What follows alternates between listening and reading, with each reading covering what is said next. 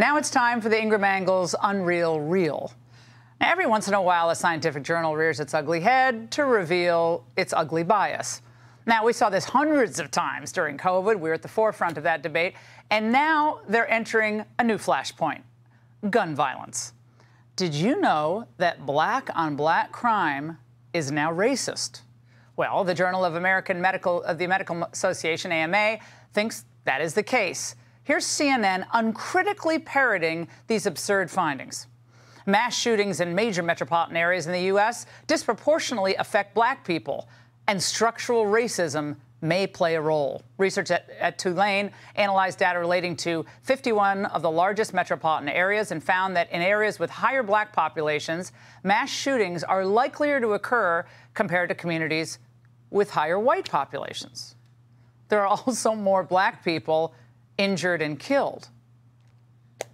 So instead of identifying the problem in urban areas as something that requires attention, the black-on-black crime, the study tries to lay the entire blame on systemic racism. Joining me now, Larry Elder, conservative radio host, Republican candidate for president. Larry.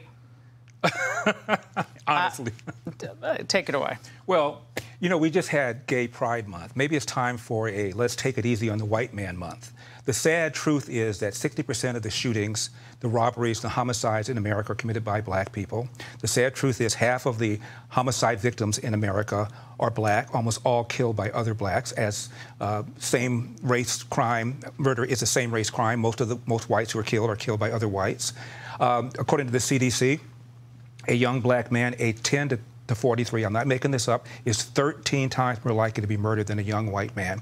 And contrary to what Joe Biden said at Howard University recently, they ain't being killed by white supremacists. They're being killed by other blacks. Now, unless you're prepared to say black people are just genetically inclined to commit more crime, you have to ask yourself what the devil is going on. And what the devil is going on is the 10,000-pound elephant in the room, which is the epidemic of fatherlessness. 70% of black kids enter the world today without a father in the home married to the mother. 70%? 70%, up from 25% back in 1965. 25% of white kids now enter the world without a father. The white number is going up, too. And the stats are clear. Even Barack Obama once quoted them. If you're raised without a dad, you're 5 times more likely to be poor and commit crime, 9 times more likely to drop out of school, and 20 times more likely to end up in jail. And I'm a single mom, and I'm saddened by this. And this is not to diss single moms or grandparents who are often raising these kids by themselves. But with the so-called war on poverty launched by a Democrat in the mid-'60s, we've incentivized women to marry the government. We've incentivized men to abandon their financial and moral responsibility, and that's it. I've been on radio 30 years.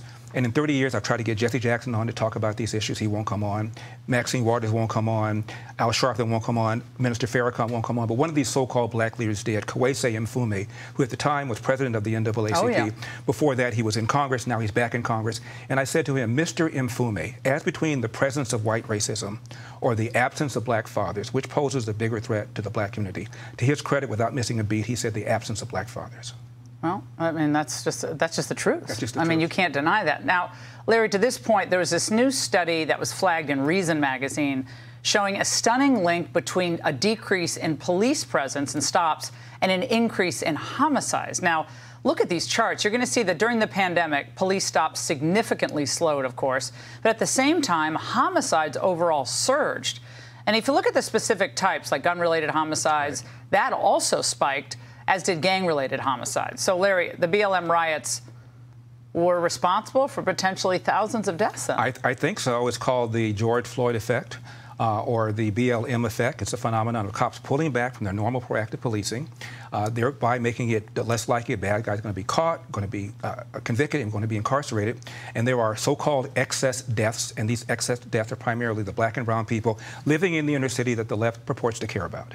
But, Larry, the NYPD is entering the settlement with the protests, the rioters in New York after the Floyd killing, and it's $13 million going to, I guess, what, 1,000 people who were arrested? Right. Well, almost every time there's one of these high-profile shootings, there's a settlement, and the reason for this is to make peace, so that people don't riot and yell and scream and tear up things.